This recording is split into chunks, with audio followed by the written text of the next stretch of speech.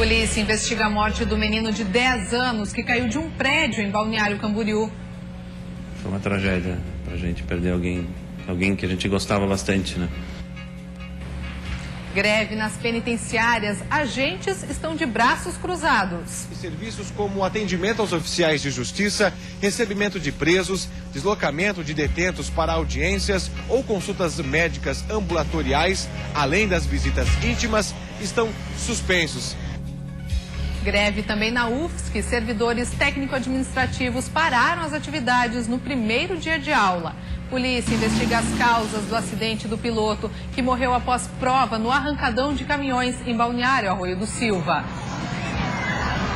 Março Verde, campanha incentiva o ensino para jovens e adultos para reduzir as taxas de analfabetismo no país. Essa ideia de Março Verde, né, como verde, como possibilidade, como sinal verde, as salas de aula daí já estão abertas e precisam ser ofertadas pelas redes. Fé e devoção, Romaria de Frei Bruno reúne milhares de fiéis em Joaçaba. Graças eu alcancei, quando eu estava aqui, de lá mesmo, alcancei muitas graças já.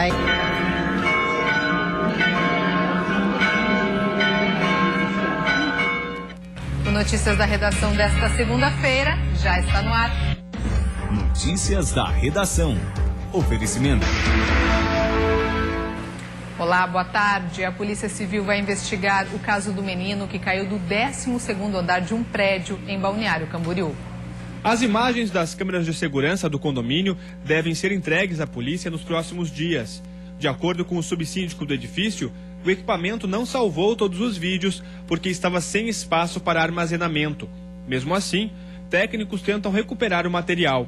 Além disso, parentes do menino e funcionários do edifício devem depor para esclarecer o que aconteceu na noite de sexta-feira. O garoto caiu de uma altura de cerca de 40 metros. Testemunhas disseram que o socorro chegou em alguns minutos, mas o menino já estava sem vida. A principal hipótese é que o garoto teria despencado da sacada do apartamento onde morava, no 12º andar, e caído sobre a área de lazer do condomínio. Conheci o menino já há muitos anos, né? Ela trabalhou para mim uma época e, enfim, foi uma tragédia pra gente perder alguém. O porteiro do local estava trabalhando no momento do acidente.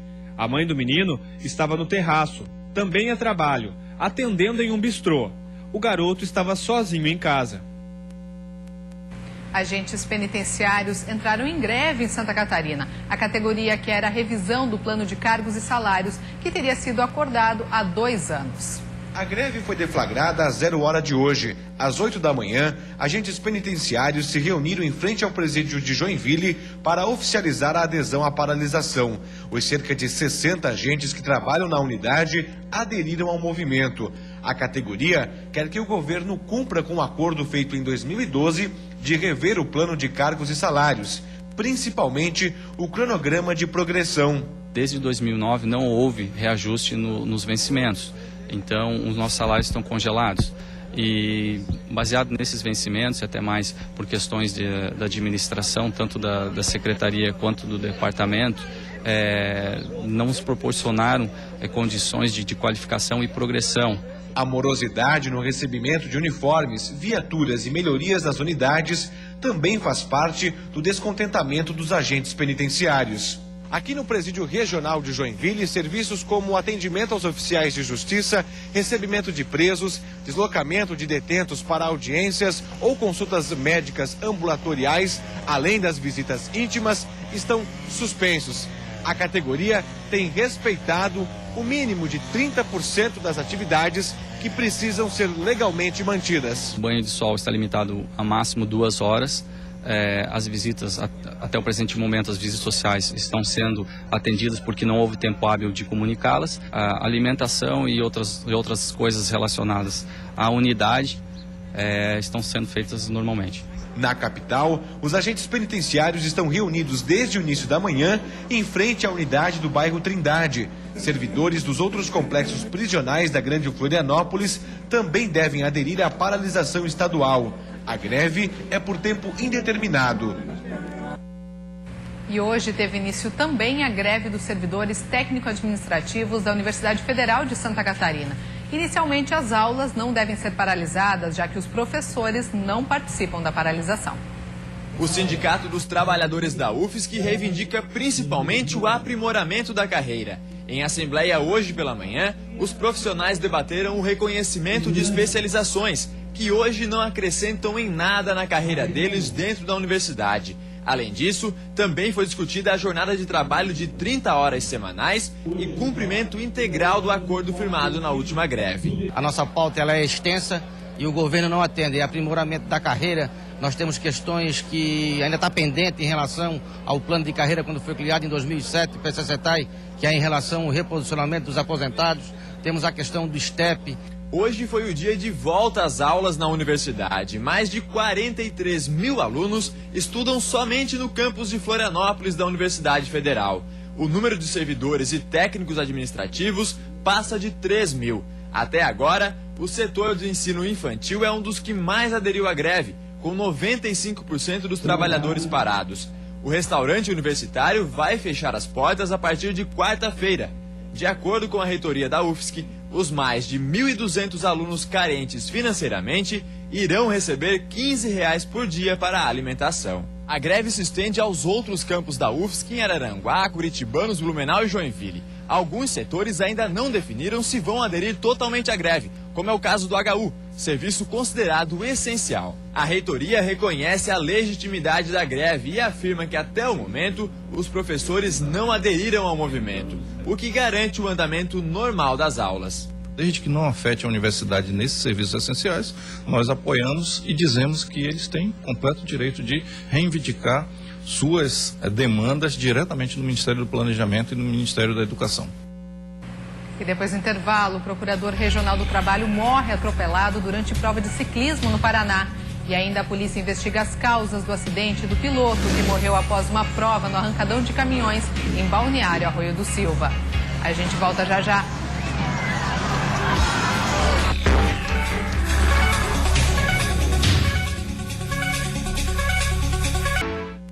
Estamos de volta ao vivo, agora 1h12. Vamos ver como está o trânsito na capital neste momento. Nas pontes que fazem a ligação ilha-continente, trânsito bastante tranquilo nesta segunda-feira, nos dois sentidos. Neste momento, 31 graus em Florianópolis. O Procurador Regional do Trabalho de Santa Catarina, Egon Kerner Jr., de 55 anos, morreu atropelado na noite de sábado em Ponta Grossa, no interior do Paraná. O procurador foi atropelado por um automóvel enquanto participava de uma prova de ciclismo entre Curitiba e Ponta Grossa. Depois do choque, Egon e o veículo caíram de uma ribanceira.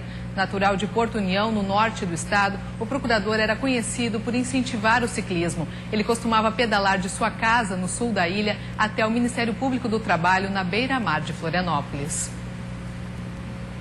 E este foi mais um final de semana violento nas estradas de Santa Catarina. Só a Polícia Rodoviária Federal registrou 174 acidentes. 7 pessoas perderam a vida. Em Joaçaba e Erval Velho, acidentes graves resultaram em 3 mortes.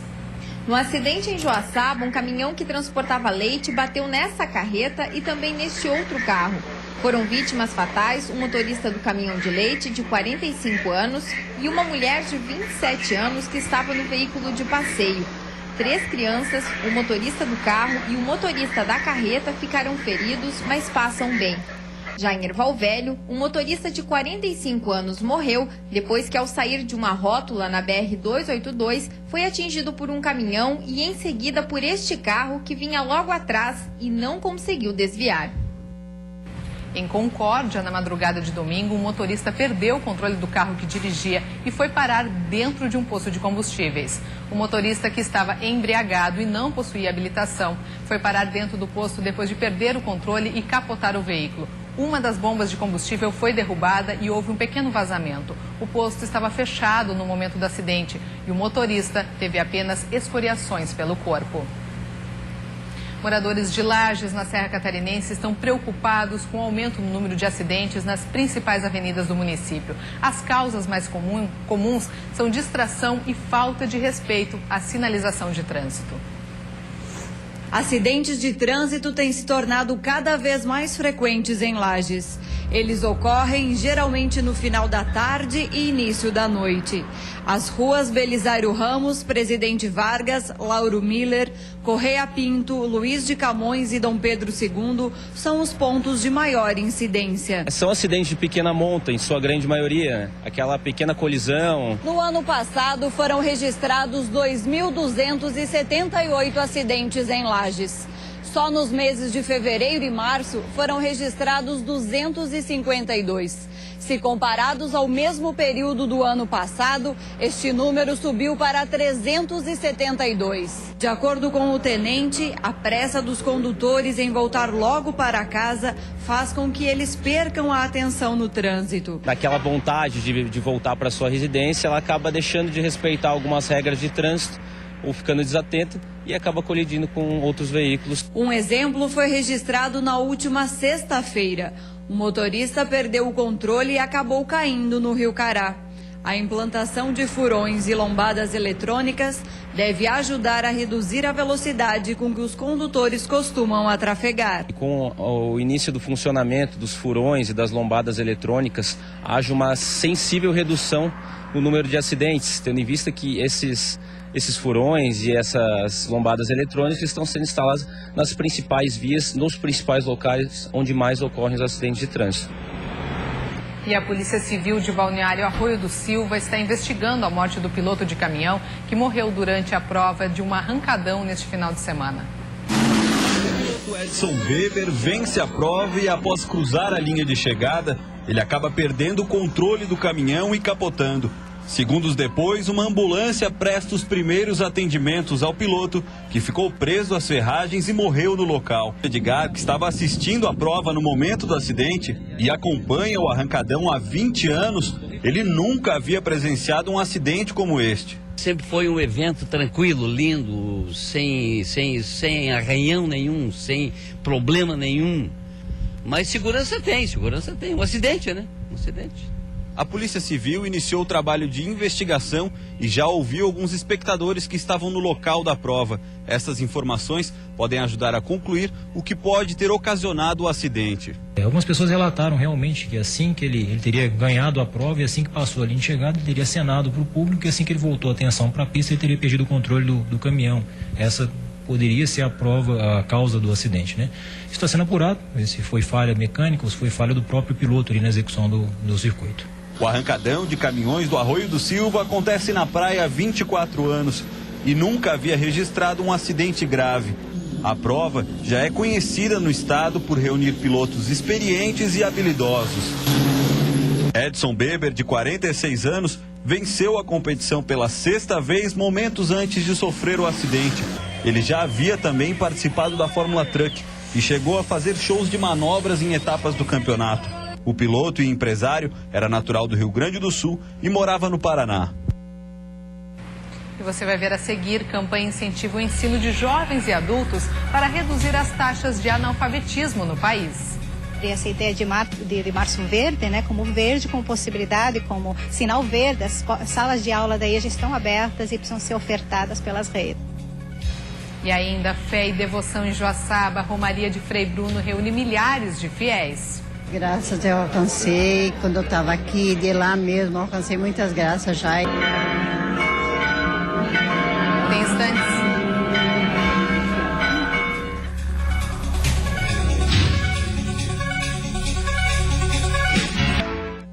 A semana começa com calor e sol forte em Santa Catarina, em várias regiões. Os termômetros passam dos 30 graus, mas há possibilidade de chuva no final do dia. Confira no mapa.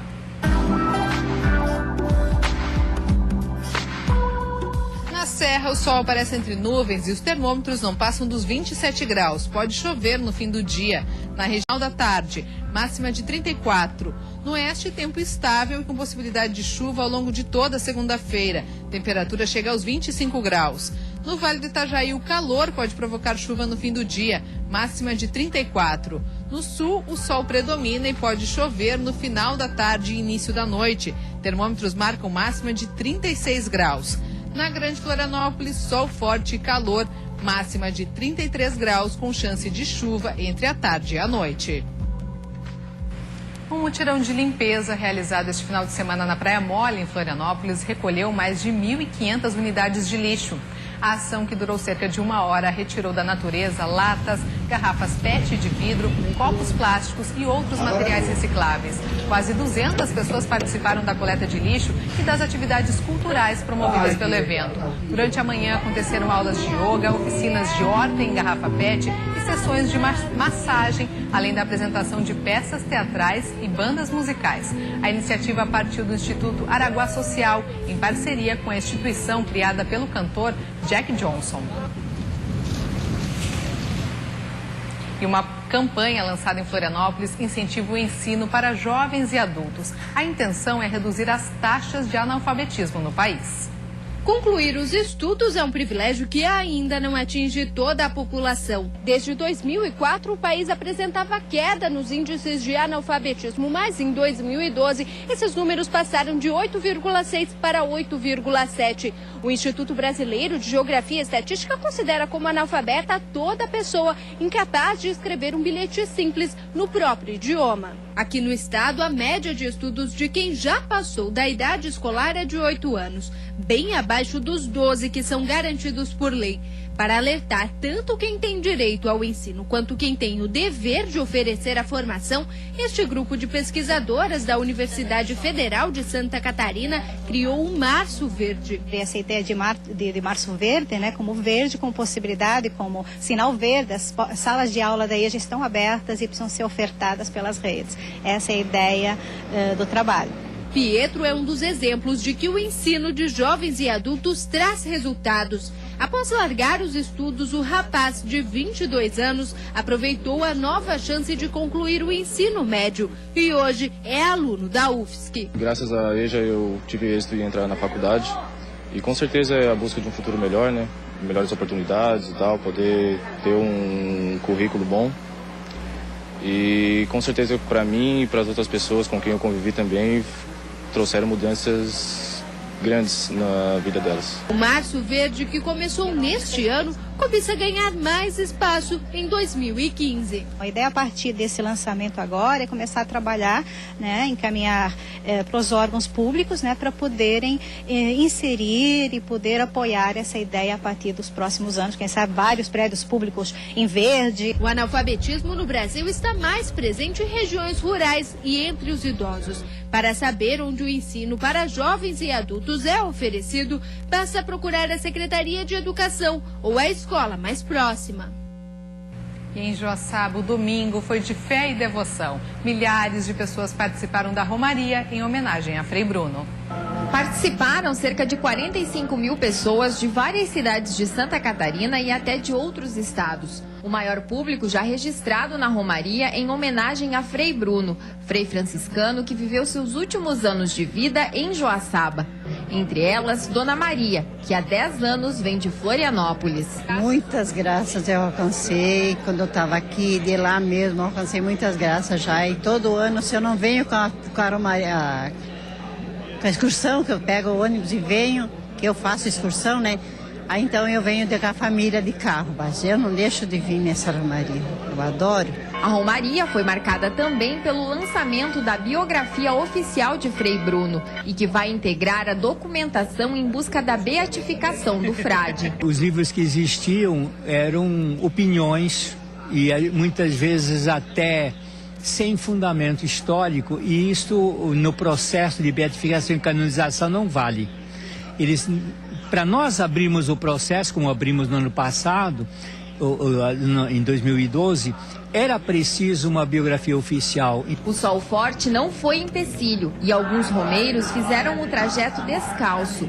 O trecho de 3 quilômetros entre a Catedral Santa Terezinha e o cemitério onde está o corpo de Frei Bruno foi feito com muita devoção.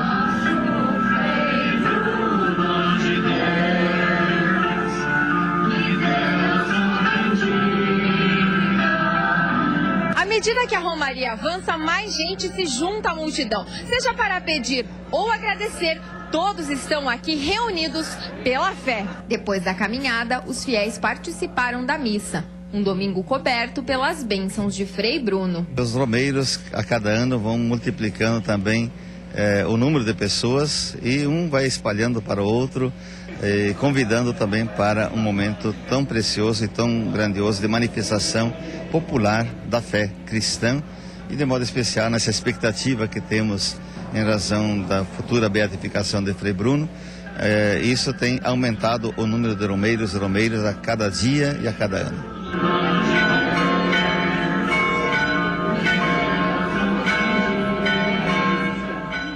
E hoje a gente fica por aqui. Uma boa tarde para você, um bom início de semana e até amanhã.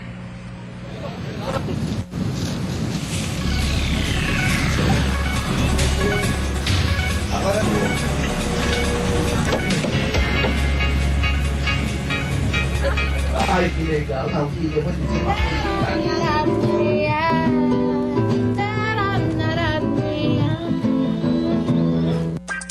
Para cada tela, um pincel. Para cada música, uma nota. Para cada poesia, uma letra. A Band é sua.